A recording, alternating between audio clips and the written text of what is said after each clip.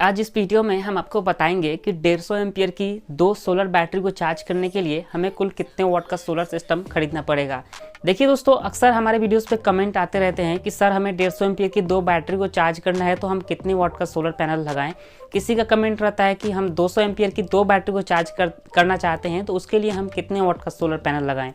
तो ये जो वीडियो है काफ़ी ज़्यादा इंटरेस्टिंग है। इस वीडियो में हम आपको क्लियर तरीके से बताएंगे कि आपको कितने वाट का सोलर पैनल लगाना चाहिए ताकि आपकी बैटरी जो है एक ही दिन में फुल चार्ज हो जाए। और ये सवाल जो है बहुत सारे लोगों के मन में रहता है कि हमें कोई ऐसा सोलर पैनल चाहिए जो कि हमारी बैटरी को एक ही दिन में फुल चार्ज कर सके। तो उसके लिए पहले आपको देखना होगा कि आपके पास कौन सी बैटरी है। 150 एम्पियर की अगर आपके पास कोई इन्वर्टर बैटरी है तो वो एक दिन में तो फुल चार्ज नहीं हो सकती है, ये 100% गारंटी है। अगर हम चाहें तो फुल चार्ज ज़बरदस्ती तो कर सकते हैं, लेकिन हर रोज़ ऐसा करते हैं तो हमारी बैटरी खराब हो सकती है।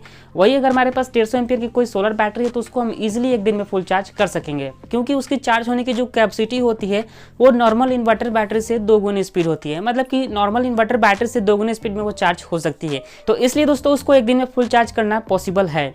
तो चलिए बिना टाइम वेस्ट किए इस वीडियो को हम शुरू करते हैं और आपको बताते हैं कि 150 एम्पियर की दो बैटरी को चार्ज करने के लिए कितने वाट का सोलर पैनल लेना पड़ेगा।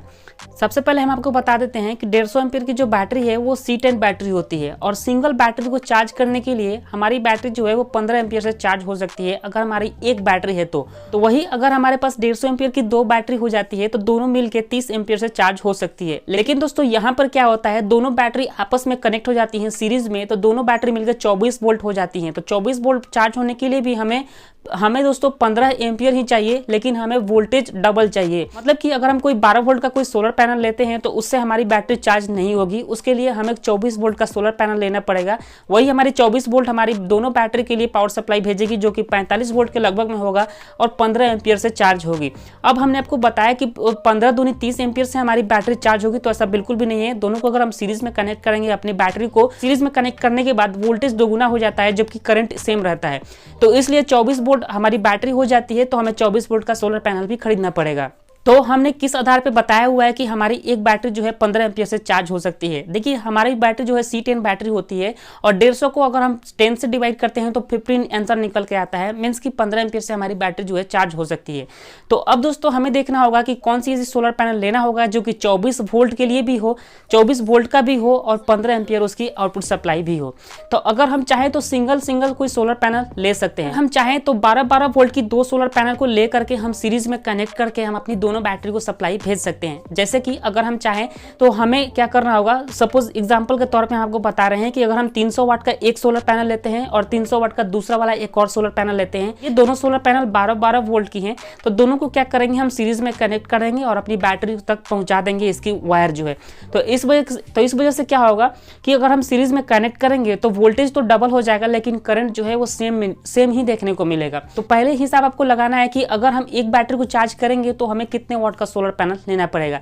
देखिए गाइस, अगर हम 400 वाट का सोलर पैनल लेते हैं तो हमारी एक बैटरी के लिए परफेक्ट रहेगी। 400 वाट की जो सोलर पैनल है वो 22 से 23 वोल्ट आउटपुट सप्लाई देती है। तो इस वजह से 400 वाट का कोई सोलर पैनल लेते हैं तो 22 वोल्ट के हिसाब से हमारा सोलर पैनल जो है, एक solar panel 18 ampere output supply देगा।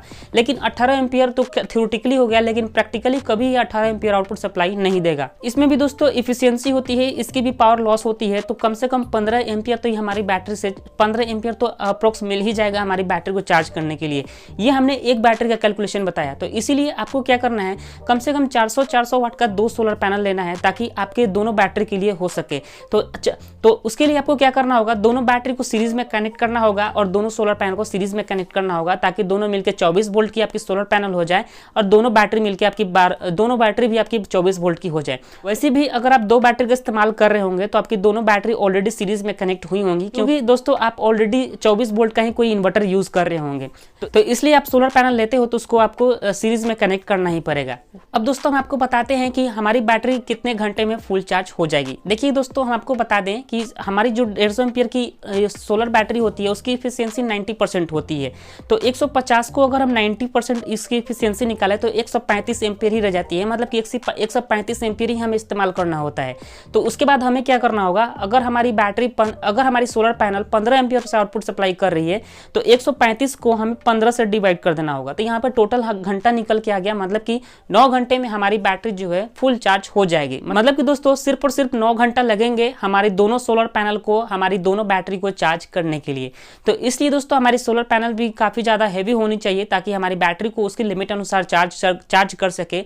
वही अगर हम 1 किलोवाट सोलर पैनल लगाएंगे अपने 2 बैटरी पर, तो हमारी बैटरी जो तेजी से चार्ज होगी, जिसमें हमारी बैटरी पर कई सारे इफेक्ट्स भी देखने को मिल सकते हैं।